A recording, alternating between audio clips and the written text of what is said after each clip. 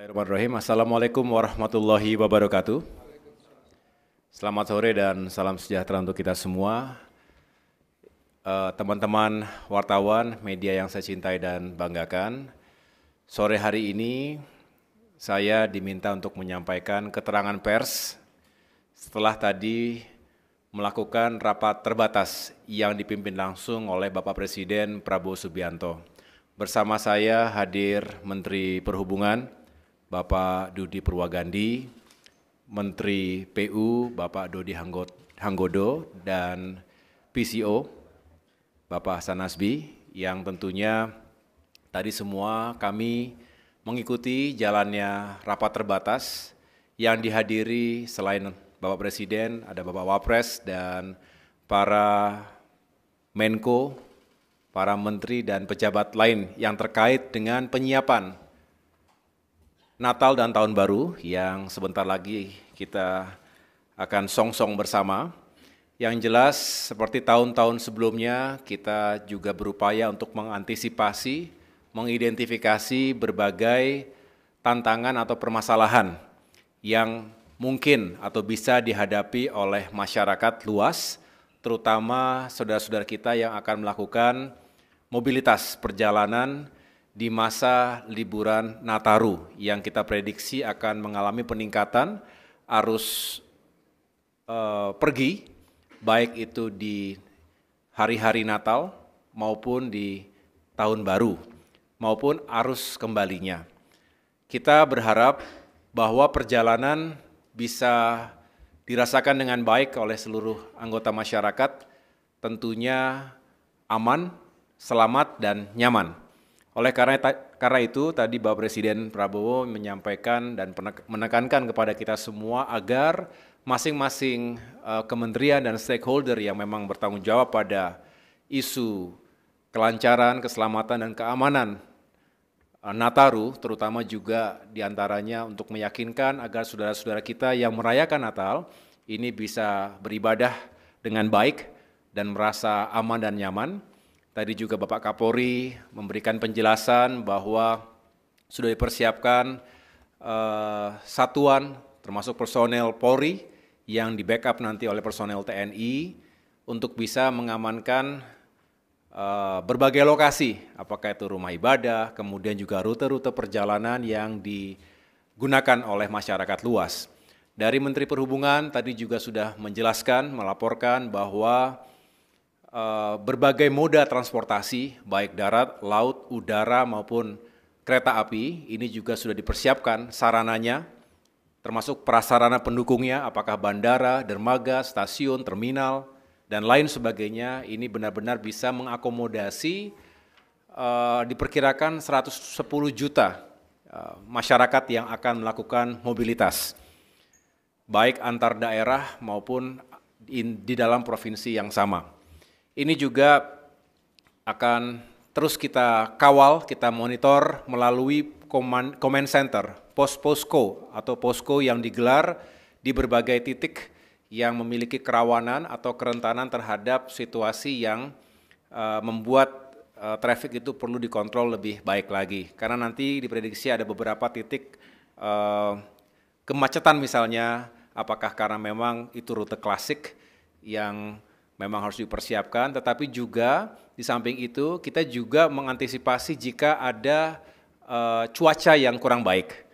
Ini biasanya terjadi mungkin di laut, ya, sehingga misalnya di Merak itu harus diantisipasi kalau terjadi cuaca yang kurang baik, terjadi delay penyeberangan kapal, maka harus diantisipasi dengan titik-titik istirahat, titik-titik standby terlebih dahulu dengan mekanisme yang dijalankan secara bersama-sama melalui satgas yang dibentuk. Dari sisi pekerjaan umum, tentu kita ingin meyakinkan agar fasilitas infrastruktur dasar termasuk jalan-jalan tol, jalan raya antar provinsi, jalan nasional, dan lain sebagainya itu juga benar-benar berfungsi dengan baik. Tadi Bapak Presiden bertanya apakah yang rusak-rusak itu sudah ditangani, dan Menteri PU sudah menjawab bahwa masih terus dikerjakan, saya ulangi, sudah dilupayakan yang terbaik, dan mudah-mudahan tidak ada kendala-kendala yang terlalu berarti, termasuk meyakinkan agar benar-benar para pengguna itu bisa bertransportasi dengan aman dan nyaman. Demikian yang dapat saya jelaskan. Selebihnya di luar dari koordinasi Kemenko Infrastruktur dan Pembangunan Kewilayahan, tadi juga dicek bagaimana BBM, ketersediaan BBM selama Nataru ini. Tadi Menteri SDM juga menjelaskan secara umum sudah siap dan tentu akan terus diantisipasi hal-hal yang mungkin terjadi terkait dengan ketersediaan bahan bakar dan juga listrik, suplai listrik agar sekali lagi ketika ada demand yang tinggi semuanya tetap terjaga dengan baik. Dari sektor perdagangan juga tadi dijelaskan untuk harga-harga bahan pokok diharapkan juga tetap stabil. Demikian yang dapat saya sampaikan terkait dengan hasil ratas terkait dengan Nataru tadi.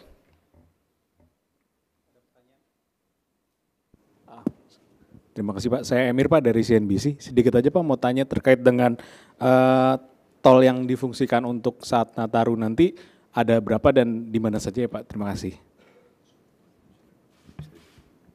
Nanti bisa dijelaskan lebih lanjut. Yang jelas kita mempersiapkan berbagai ruas jalan tol, termasuk juga kita ingin memastikan manajemen rekayasa lalu lintas untuk mengantisipasi kemacetan yang mungkin terjadi.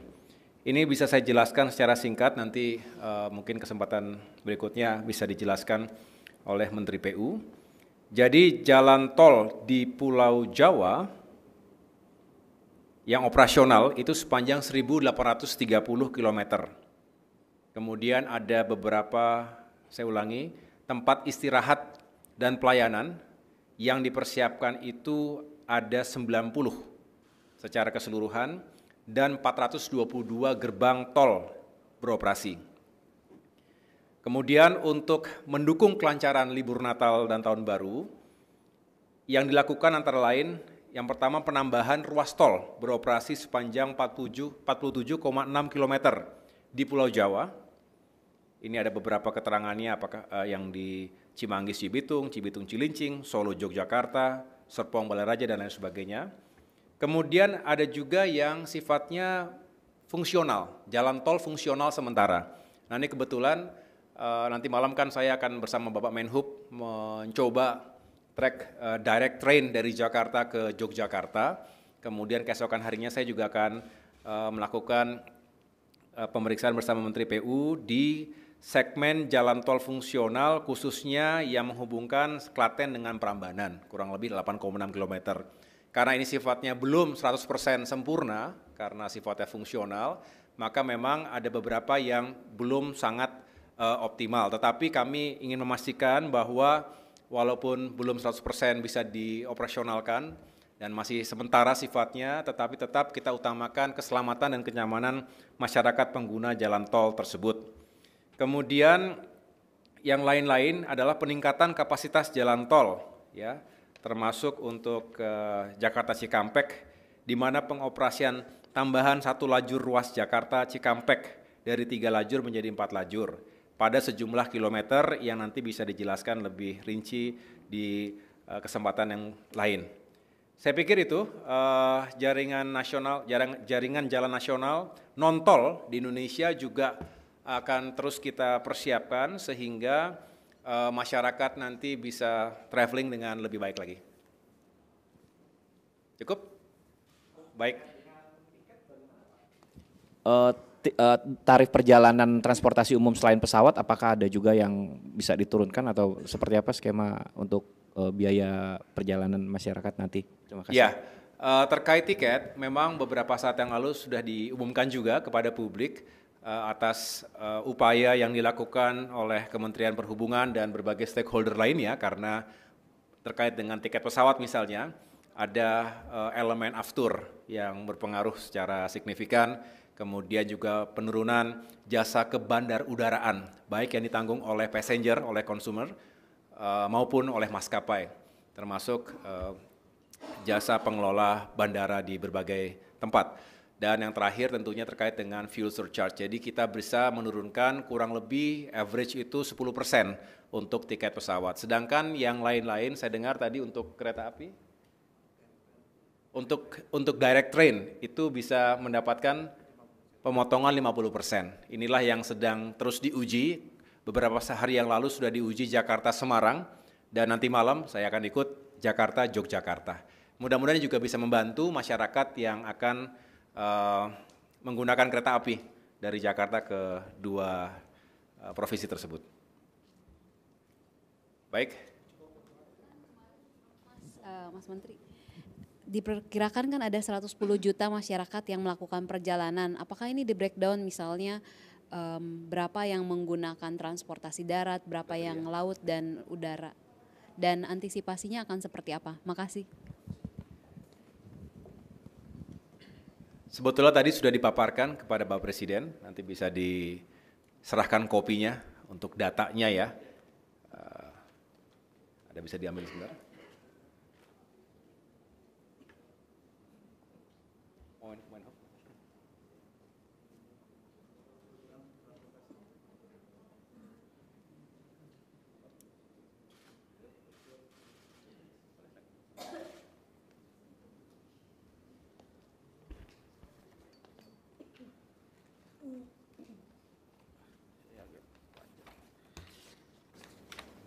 Baik, saya coba menjelaskan. Jumlah pemudik yang kami survei itu kurang lebih yang akan melakukan perjalanan adalah sebanyak 110,6 juta. Kami memang terdiri dari beberapa moda transportasi, diantaranya adalah moda transportasi udara yang masih tergolong banyak, sekitar 8,2 juta. Kemudian transportasi kereta api 6,8 juta.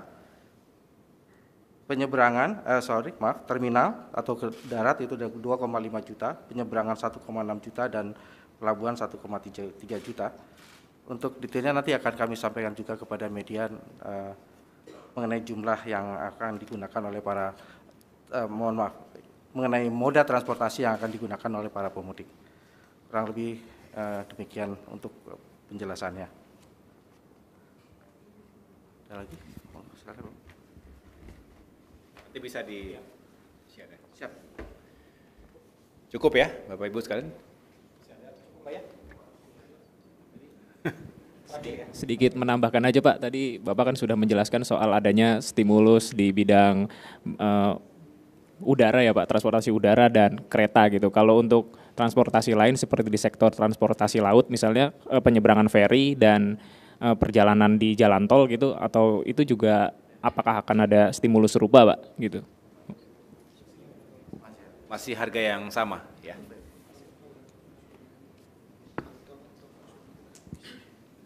Tol fungsional gratis.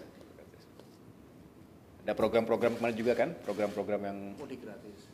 Ada beberapa program juga mudik gratis misalnya yang bisa diikuti oleh masyarakat dengan sejumlah rute yang bisa juga dijelaskan nanti pada kesempatan berikutnya oleh Menteri Perhubungan secara langsung.